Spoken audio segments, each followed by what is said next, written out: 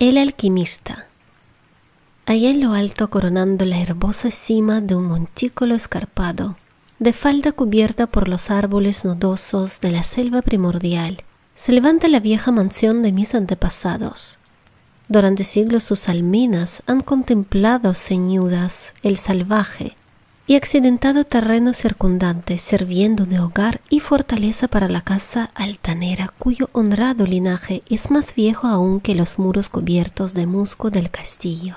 Sus antiguos torreones, castigados durante generaciones por las tormentas, demolidos por el lento pero implacable paso del tiempo, formaban en la época feudal una de las más temidas y formidables fortalezas de toda Francia.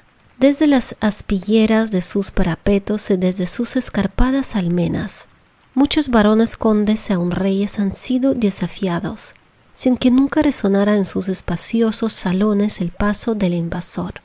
Pero todo ha cambiado desde aquellos gloriosos años. Una pobreza rayana en la indigencia, unida a la altanería que impide aliviarla mediante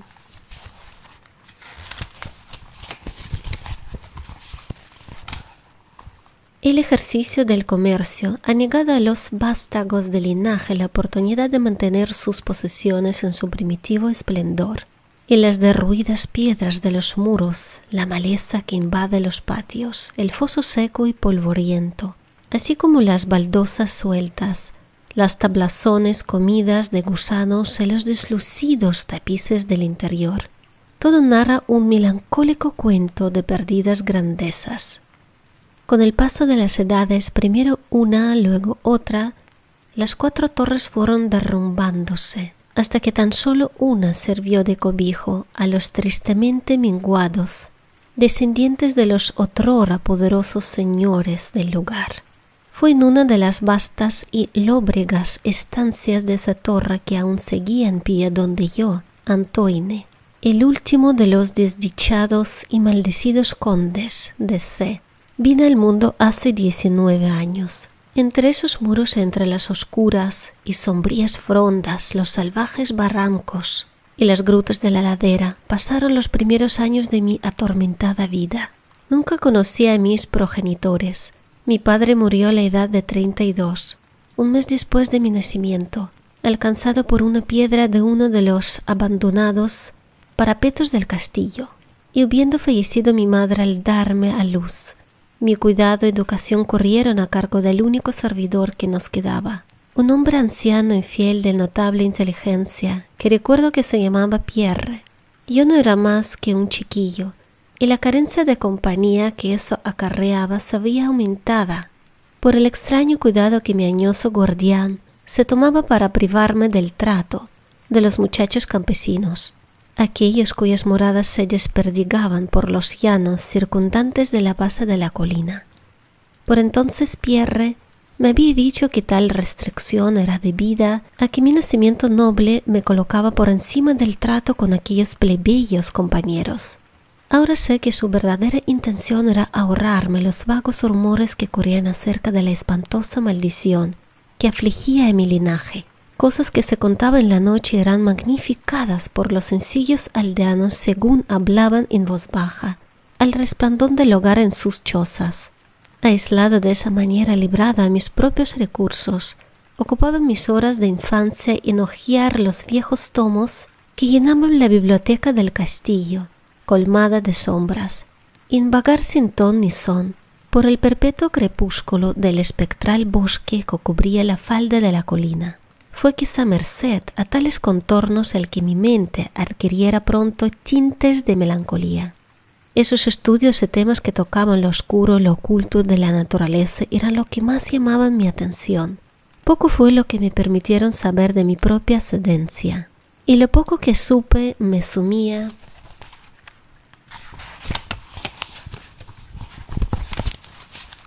en hondas depresiones. Quizá al principio fue solo la clara renuncia mostrada por mi viejo preceptor a la hora de hablarme de mi línea paterna lo que provocó la aparición de este terror que yo sentía cada vez que cimentaba mi gran linaje. Aunque al abandonar la infancia conseguí fragmentos inconexos de conversación, dejados escapar involuntariamente por una lengua que ya iba traicionándolo con la llegada de la senilidad, y que tenían alguna relación con un particular acontecimiento que yo siempre había considerado extraño, y que ahora empezaba a volverse turbiamente terrible. A lo que me refiero es a la temprana edad en la que los condes de mi linaje encontraban la muerte. Aunque hasta ese momento había considerado un atributo de familia el que los hombres fueran de corta vida, más tarde reflexioné en profundidad sobre aquellas muertes prematuras y comencé a relacionarlas con los desvaríos del anciano, que a menudo mencionaba una maldición que durante siglos había impedido que las vidas de los portadores del título sobrepasasen la barrera de los 32 años. En mi 22º cumpleaños, el añoso Pierre me entregó un documento familiar que, según decía, había pasado de padre a hijo durante muchas generaciones y había sido continuada por cada poseedor. Su contenido era de lo más inquietante y una lectura pormenorizada confirmó la gravedad de mis temores.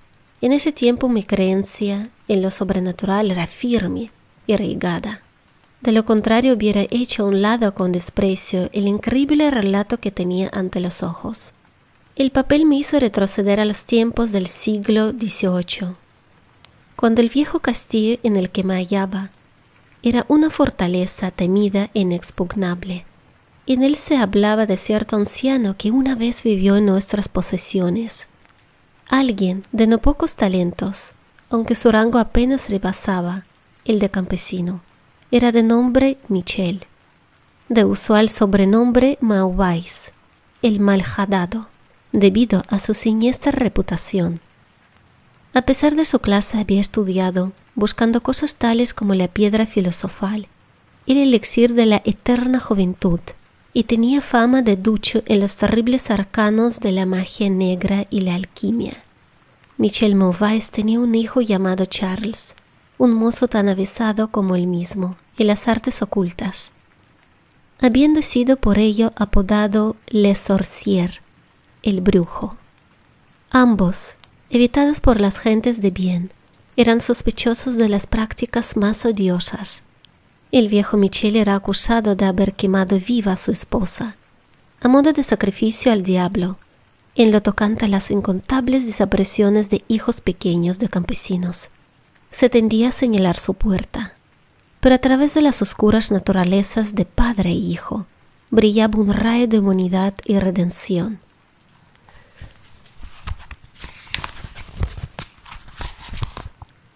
El malvado viejo quería su retoño con fiera intensidad, mientras que el mozo sentía por su padre una devoción más que filial. Una noche el castillo de la colina se encontró sumido en la más tremenda de las confusiones por la desaparición del joven Godfrey, hijo del conde Henry. Un grupo de búsqueda encabezado por el frenético padre invadió la choza de los brujos, hallando al viejo Michel mientras trasteaba en un inmenso caldero que bullía violentamente. Sin más demora, llevado de furia y desesperación desbocadas, el conde puso sus manos sobre el anciano mago. El aflojar su abrazo mortal, la víctima ya había expirado. Entretanto, los alegres criados proclamaban el descubrimiento del joven Godfrey en una estancia lejana y abandonada del edificio, anunciándolo muy tarde, ya que el pobre Michel había sido muerto en vano. Al dejar el conde y sus amigos la mísera cabaña del alquimista, la figura de Charles, Le Sorcier, hizo acto de presencia bajo los árboles. La charla excitada de los domésticos más próximos le reveló lo sucedido, aunque pareció indiferente en un principio al destino de su padre. Luego, yendo lentamente al encuentro del conde, pronunció con voz apagada pero terrible la maldición que en adelante afligiría a la casa de C.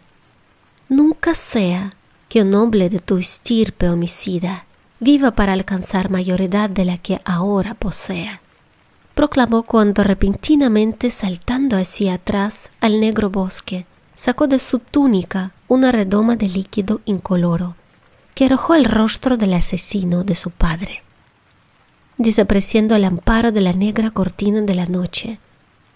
El conde murió sin decir palabra y fue sepultado al día siguiente, con apenas 32 años.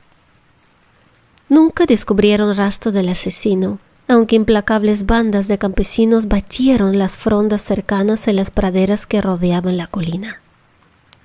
El tiempo y la falta de recordatorios aminoraron la idea de la maldición de la mente de la familia del conde muerto. Así que cuando Godfrey, causante inocente de toda la tragedia y ahora portador de un título, murió traspasado por una flecha en el transcurso de una cacería, a la edad de 32 años, no hubo otro pensamiento que el de pesar por su deceso. Pero cuando años después el nuevo joven conde de nombre Robert fue encontrado muerto en un campo cercano y sin mediar causa aparente, los campesinos dieron en murmurar acerca de que su amo apenas sobrepasaba los 32 cumpleaños, cuando fue sorprendido por su temprana muerte. Luis, hijo de Robert, fue descubierto ahogado en el foso.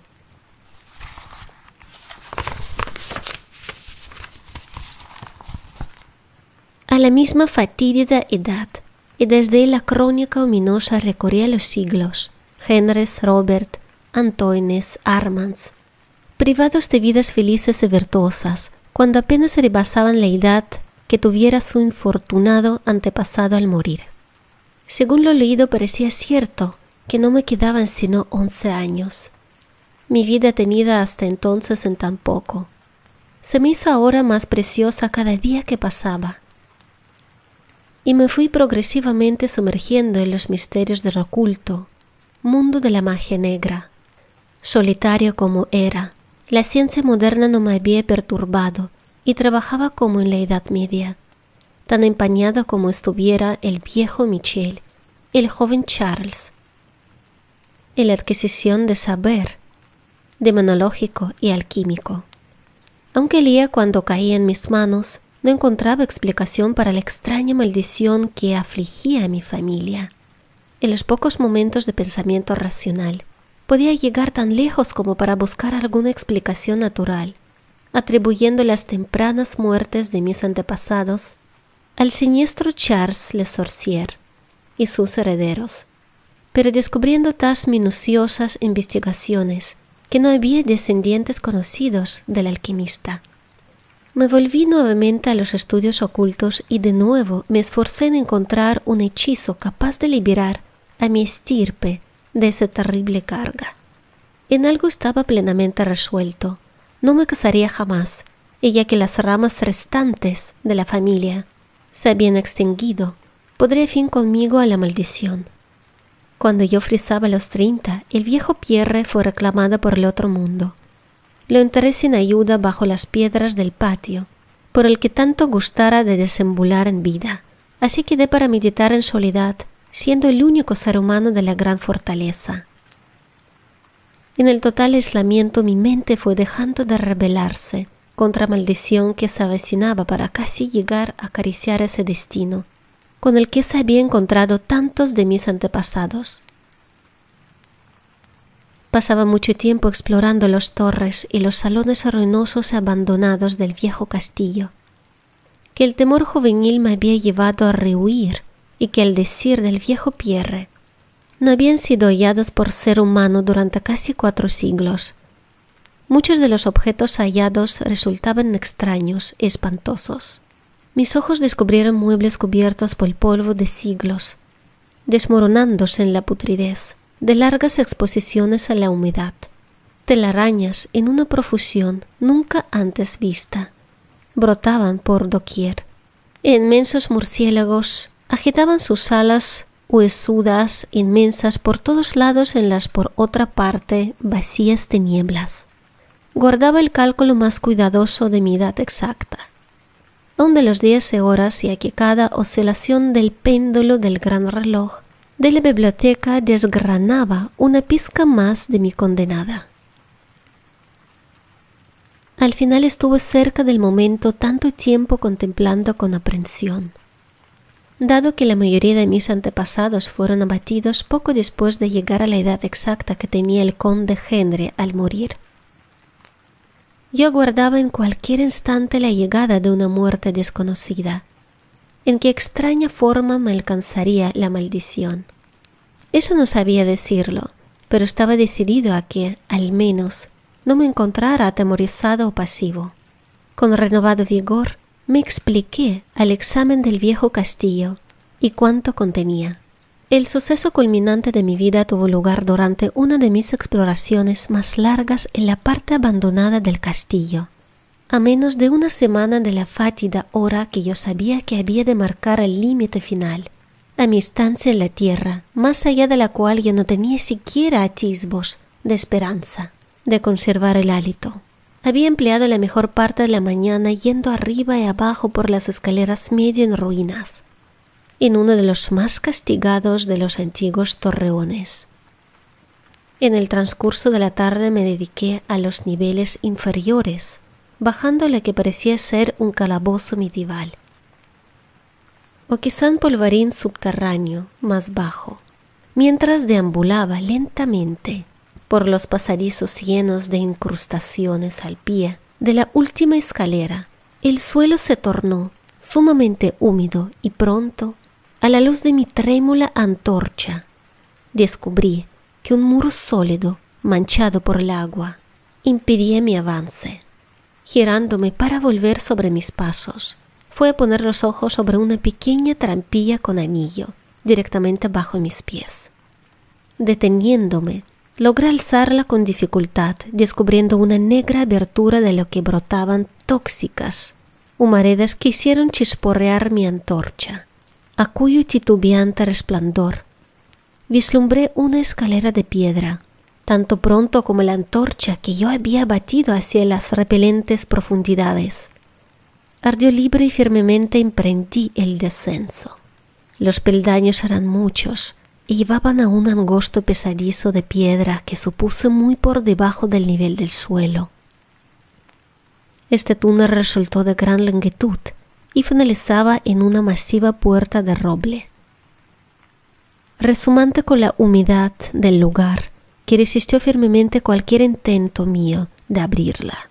Cesando tras un tiempo en mis esfuerzos, me había vuelto un trecho hacia la escalera, cuando sufrí de repente una de las impresiones más profundas y enloquecedoras que puede concebir la mente humana. Sin previo aviso, escuché crujir la pesada puerta a mis espaldas, girando lentamente sobre sus oxidados goznes. Mis inmediatas sensaciones no son susceptibles de análisis. Encontrarme en un lugar tan completamente abandonado como yo creí que era el viejo castillo, ante la prueba de la existencia de un hombre, un espíritu, provocó a mi mente un horror de lo más agudo que puede imaginarse. Cuando al fin me volví,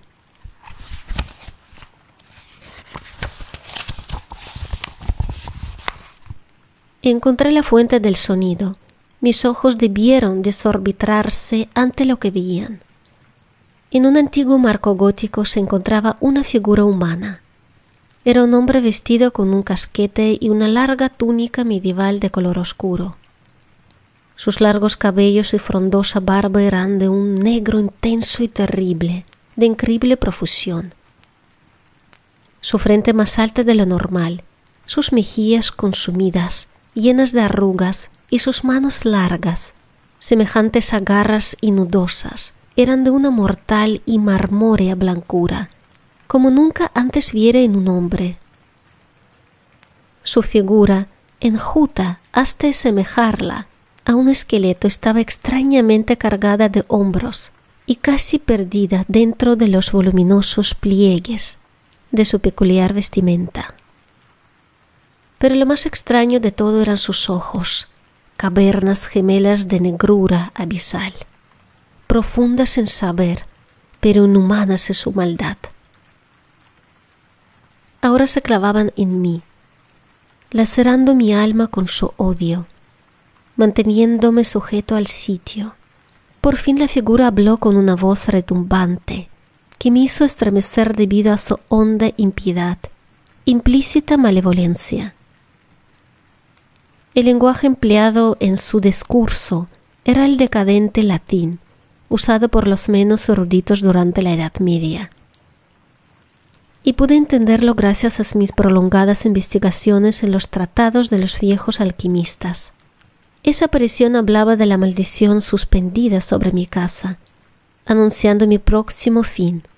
Hizo hincapié en el crimen cometido por mi antepasado contra el viejo Michel Mauvais, recreándose en la venganza de Charles Le Sorcier.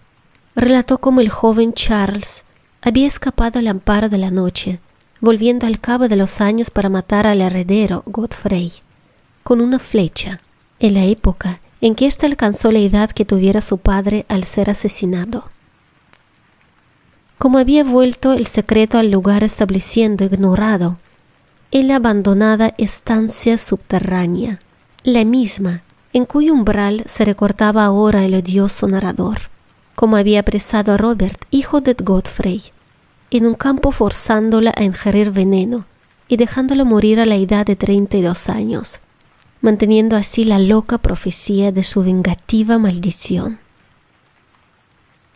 Entonces me dejó imaginar cuál era la solución de la mayor de las incógnitas, como la maldición había continuado desde el momento en que, según las leyes de la naturaleza, Charles Le Sorcier hubiera debido morir, y aquel hombre se perdió en digresiones, hablándome sobre los profundos estudios de alquimia de los dos magos, padre e hijo, explayándose sobre la búsqueda de Charles Le Sorcier, del elixir que podría garantizarle el goce de vida y juventud eternas. Por un instante su entusiasmo pareció desplazar de aquellos ojos terribles el odio mostrado en un principio, pero bruscamente volvió el diabólico resplandor, y con un estremecedor sonido que recordaba el siso de una serpiente, alzó una redoma de cristal con evidente intención de acabar.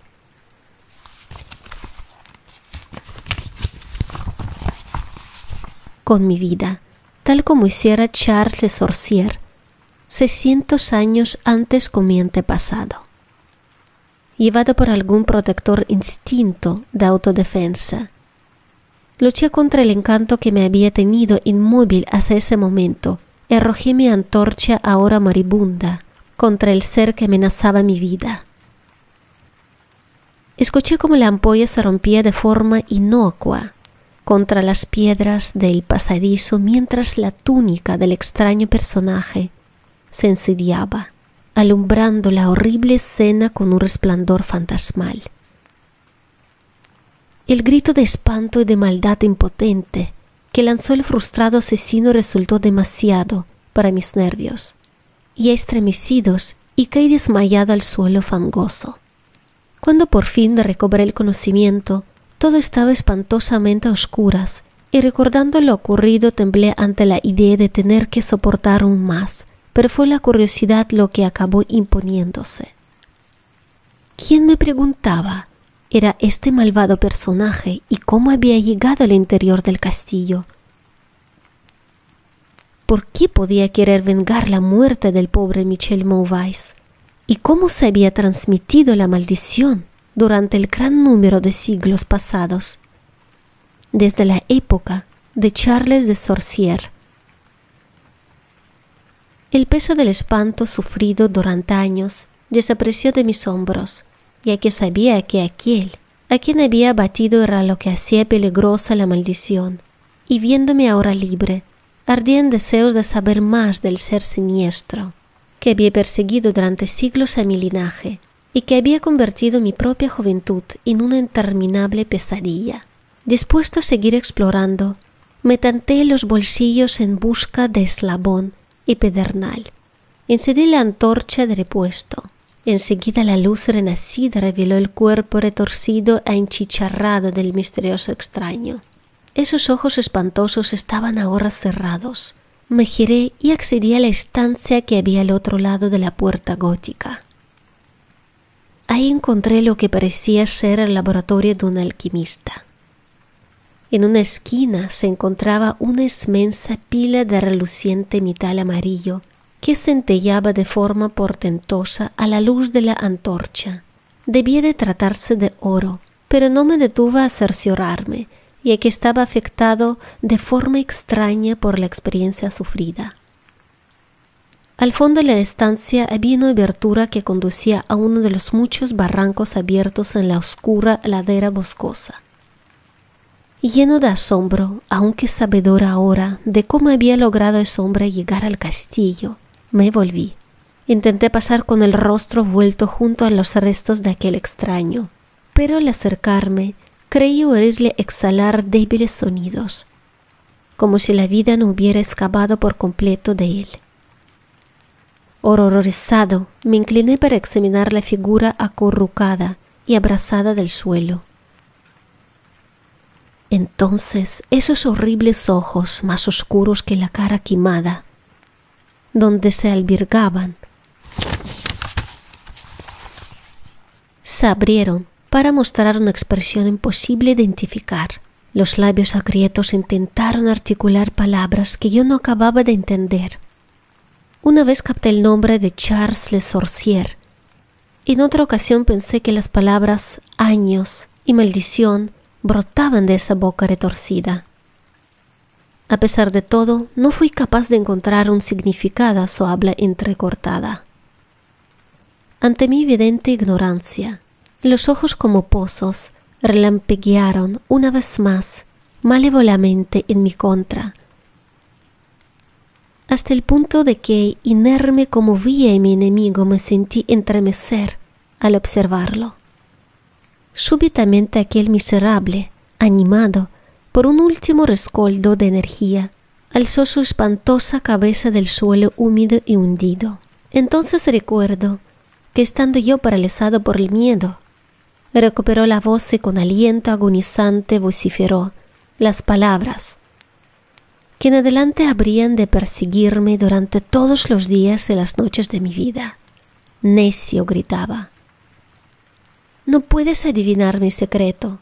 No tienes bastante cerebro como para reconocer la voluntad que durante 6 largos siglos ha perpetuado la espantosa maldición sobre los tuyos.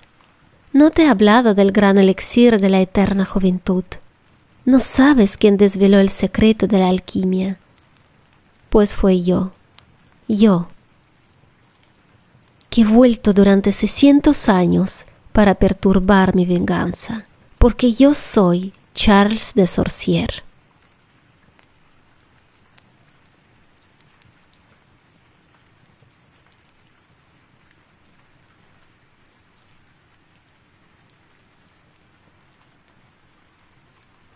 Dragón.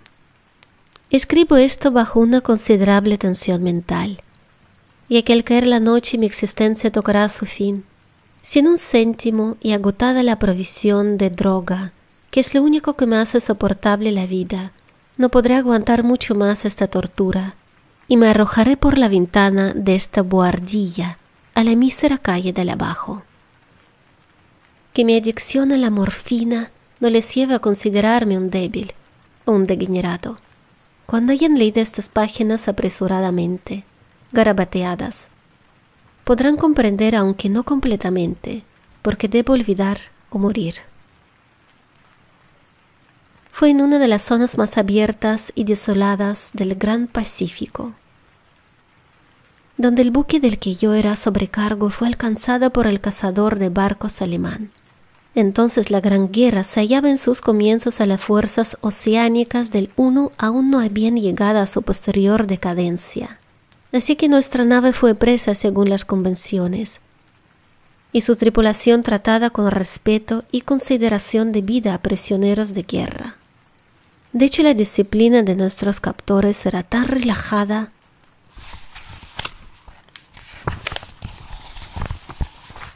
que 5 días más tarde logré huir en un botecillo con agua y provisiones para bastante tiempo.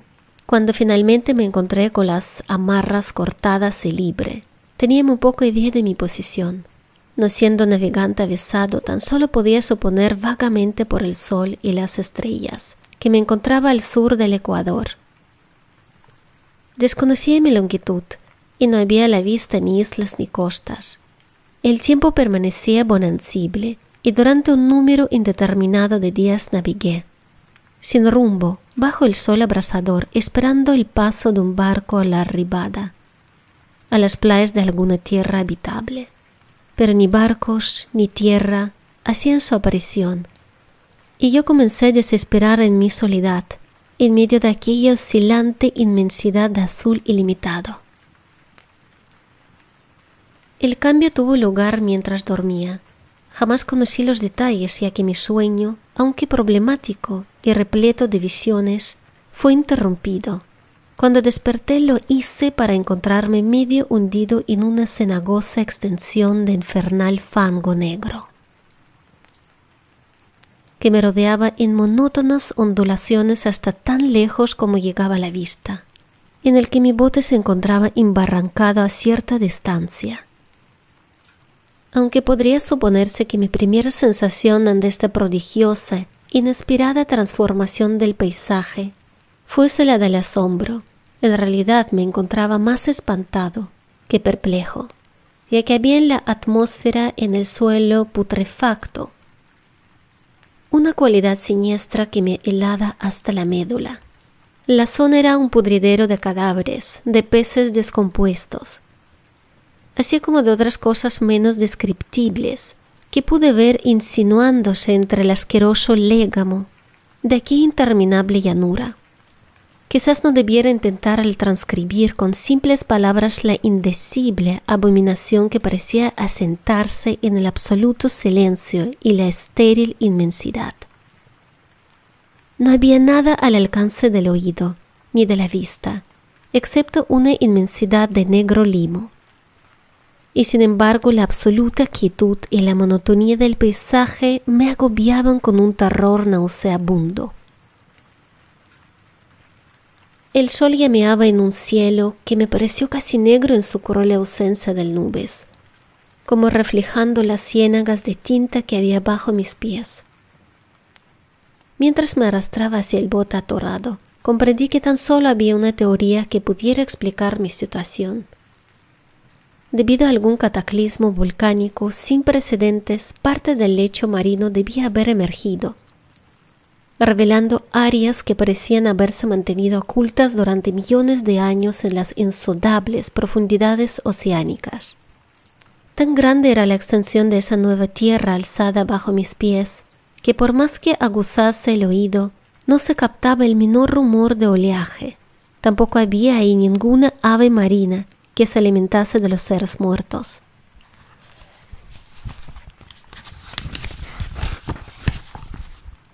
Durante algunas horas permanecí pensando o cavilando en el bote, que yacía de costado y prestaba una ligera sombra según el sol corría el cielo. Al avanzar el día, el suelo fue perdiendo algo de fluidez, pareciendo en poco tiempo lo bastante seco como para permitir viajar a su través. Esa noche dormí aunque poco.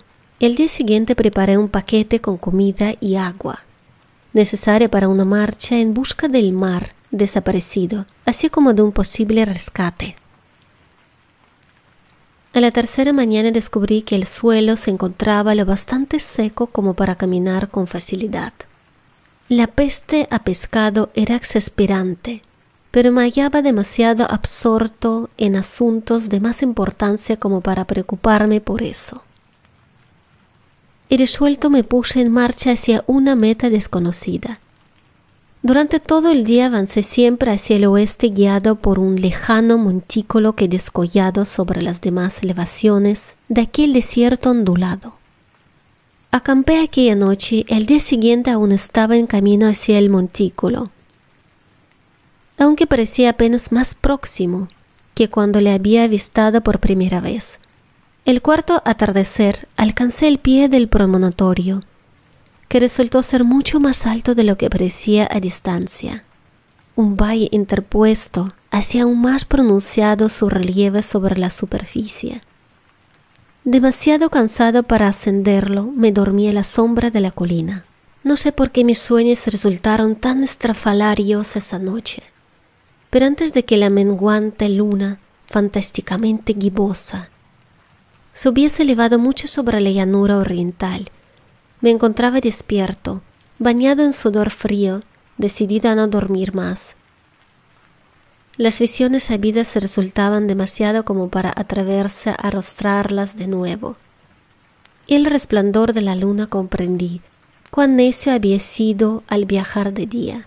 Sin el brillo del sol abrasador, mi viaje hubiera resultado menos fatigoso. De hecho, me sentí de nuevo lo bastante fuerte como para acometer el ascenso que había descartado al ocaso.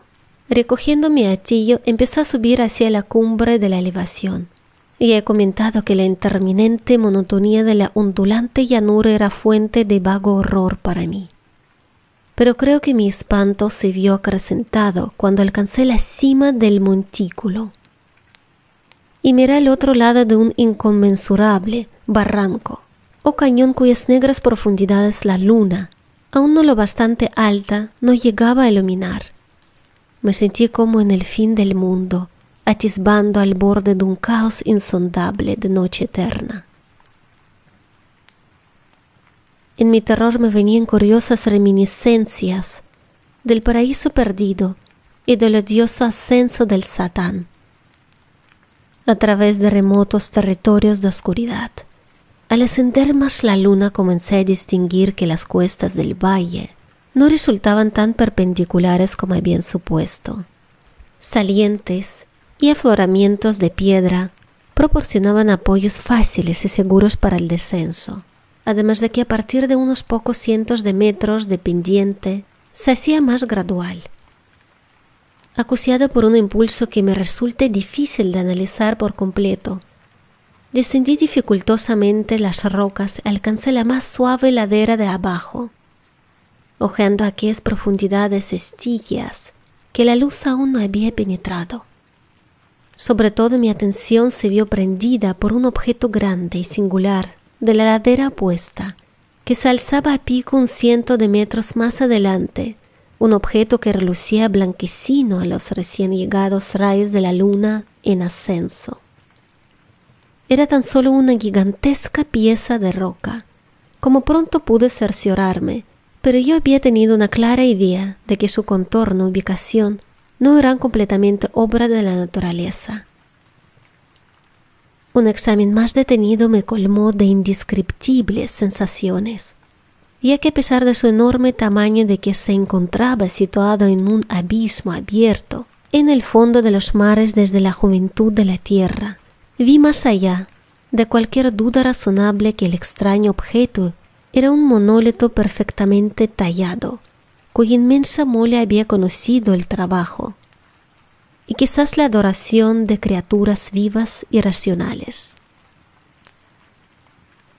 Aturdido, espantado, aunque no sin cierto escalofrío de placer propio de un científico o arqueólogo, examiné los alrededores con mayor detenimiento. La luna, ahora próxima al cenit, brillaba de forma extraña y vívida sobre los colosales peldaños que circundaban el abismo, revelando el hecho de que un regato de agua fluía al fondo, perdiéndose de vista en ambos sentidos y casi llegando a lamer mis pies cuando fui a detenerme al pie de la ladera.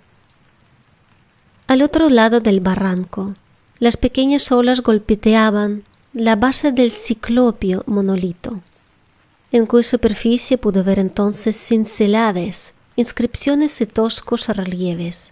La escritura estaba formada por un sistema de jeroglíficos desconocidos para mí, distinto a cuanto hubiera visto en los libros. Consistía en su mayor parte en símbolos acuáticos convencionales, tales como peces, anguilas, pulpos, crustáceos, moluscos, ballenas y cosas así. Algunos caracteres obviamente representaban seres marinos desconocidos para el mundo moderno, pero cuyos cuerpos en descomposición yo había observado en la llanura surgida del océano. De entre todo, no obstante, fueron los relieves pictóricos los que me subyugaron, visibles con claridad al otro lado del agua interpuesta.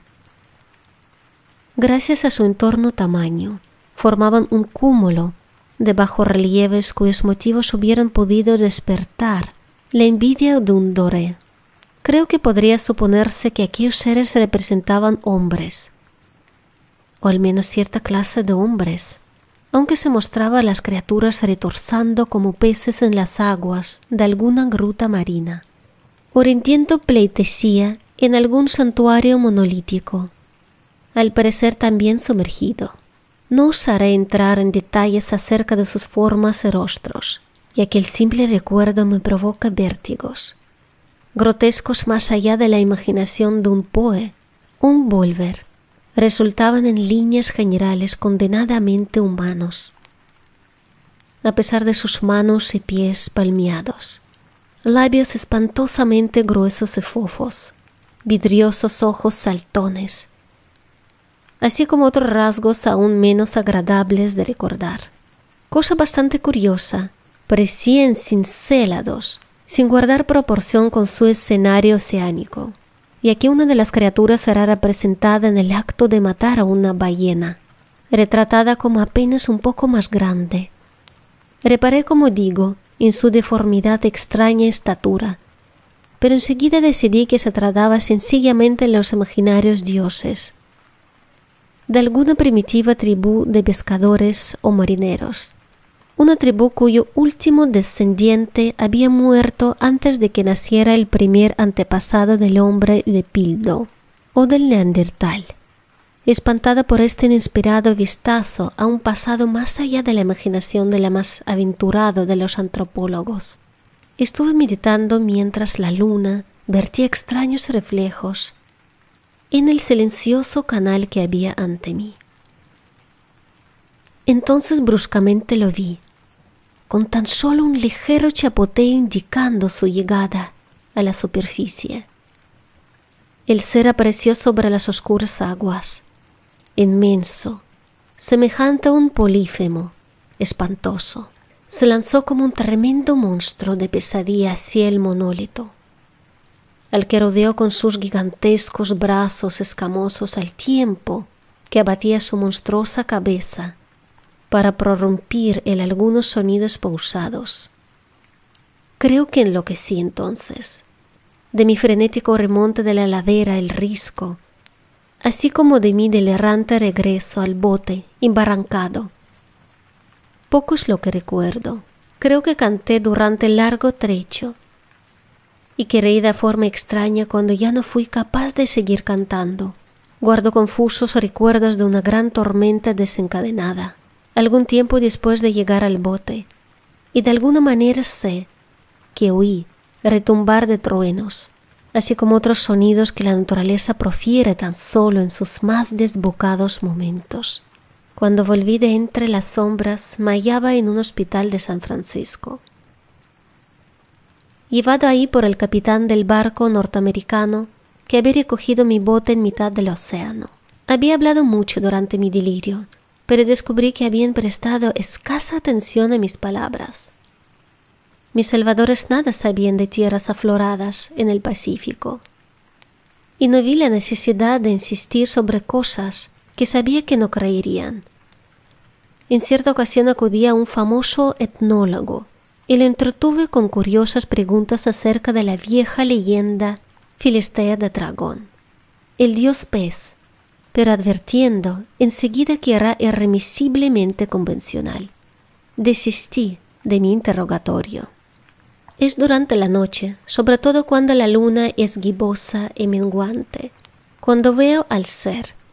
Probé la morfina, pero la droga ha resultado ser tan solo una solución pasajera y me ha atrapado entre sus garras como esclavo sin esperanza de remisión.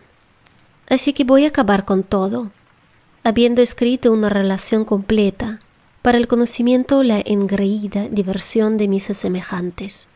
A menudo me pregunto si no habrá sido todo una fantasía, un simple monstruo de la fiebre sufrida, mientras se hacía preso de la insolación, enloquecido en el bote descubierto, tras mi huida del buque de guerra alemán. Eso me digo, pero siempre me viene una espantosa y vívida imagen a modo de respuesta. No puedo pensar en el profundo mar sin estremecerme ante los indescriptibles seres que puede que en este mismo instante estén reptando y removiéndose en sus fondos cenagosos, adorando arcaicos ídolos de piedra y tallando sus propias y detestables imágenes en obeliscos submarinos de reshumante granito. Sueño con el día en que pueden emerger entre el oleaje y sumergir entre sus garras a los restos de una humanidad débil y agotada por la guerra. El día en que la tierra se hunda y el oscuro lecho marino se alce entre el pandemonium universal. El fin está próximo. Escucho un ruido en la puerta, como si un cuerpo inmenso y resbaladizo se debatiera contra él. No dará conmigo. Dios, esa mano, la ventana,